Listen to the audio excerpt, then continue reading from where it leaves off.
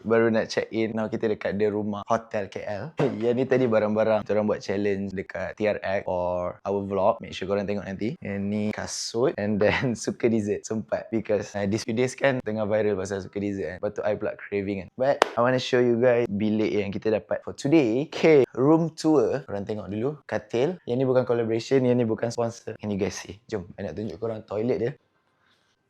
So this is the shower area. Yang tu korang jalan depan tu, belok kanan pavilion, belok kiri KLCC. Ini nanti tempat I akan spend pagi-pagi. Ini you guys nak letak baju. Tak habis lagi. Semua dalam ni complimentary. Air. But to be honest, mana-mana hotel pun mostly dapat free kan. Tadi masa kita datang, we didn't even check in dekat counter. Orang datang, dia suruh duduk dekat sofa. And then you just check in there. Dia settle everything. Dia siap assist sampai ke lift. Dia cakap, okay, actually kita upgrade your room to bigger, way bigger. So that's why I'm happy. Is my wife happy? Very. Very happy.